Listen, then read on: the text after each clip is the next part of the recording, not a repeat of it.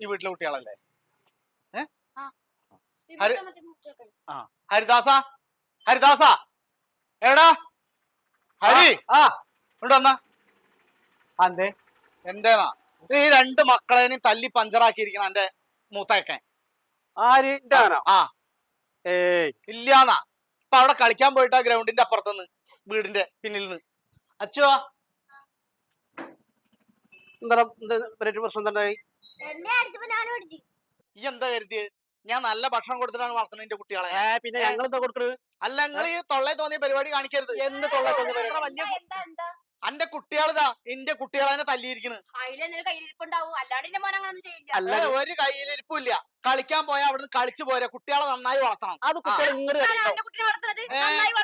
എങ്ങനെയായാലും ശരി നിങ്ങളൊക്കെ ഈ സ്വഭാവല്ലേ?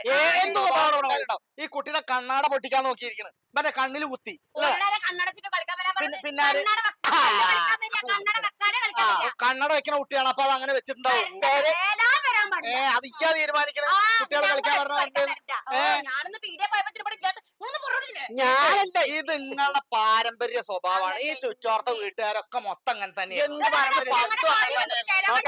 അന്റെ അടുത്ത് കുറച്ച് കായുണ്ട് വലിയ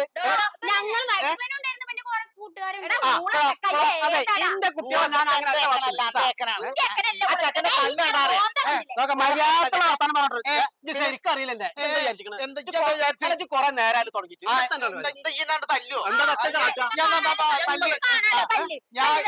കുട്ടികളെ തല്ലി ഞാൻ ഉറപ്പായിട്ടും പോലീസിൽ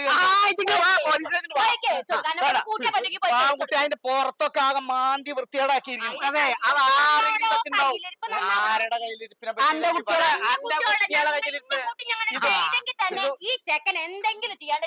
ഒന്നുമില്ല. എത്ര വലിയ കുട്ടികളല്ലേ ഇവറ്റേനെ ഉപദ്രവിക്കാൻ പാടുണ്ട. ഈ ചീള് ചെക്കൻ മര്യാദക്കുള്ള വർത്താനം പറഞ്ഞു മേലോട്ട് കളിക്കാൻ. ഇത് നിങ്ങൾക്കൊരു പാഠം ഞാൻ പഠിപ്പിച്ചു.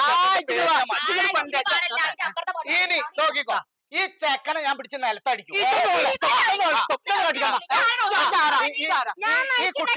ഈ കുട്ടികൾ ഇഞ്ഞും കളിക്കാൻ വരും. അന്റെ ചെക്കനെ ഒന്നാണ്ട് വിടും. ഞാൻ കാണിച്ചു തരാം. ആ ഇനി കാണിച്ചു തരാം. ഞാൻ ഗ്രൗണ്ടിലേക്ക് ചെക്കനുണ്ട് വരട്ടെ. നാട്ടുകാരുണ്ട് ആൾക്കാരുണ്ട്. ഞങ്ങൾക്ക് റെസിഡൻസ് അസോസിയേഷൻ ഉള്ള ഇതല്ലേ സ്വഭാവം. ഇതല്ലേ സ്വഭാവം. എന്താണ് സ്വഭാവത്തിന്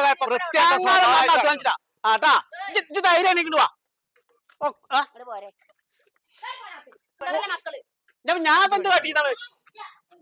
അത് ശരി. ഇപ്പൊ ഇന്റെ വെക്കട്ടായിക്കോളാം. അല്ലെങ്കിൽ തന്നെ എന്ത് കഴിഞ്ഞാലും അവസാനം ഇന്റെ വെക്കട്ടേക്കാറല്ലോ. പാത്രം മുണ്ടാ പൊയ്ക്കച്ച അവിടുന്ന് ഓഞ്ഞിട്ട് വരച്ചേ. ഓനുള്ള വൈകുന്നേരത്തെ ഞാൻ വേറെ കൊടുക്കുന്നുണ്ട് കേട്ടാ. എന്താ അസോസിയേഷനാ അതിലൊക്കെ പോയിട്ട് കൊടുക്കണ്ടേ ഞാന്.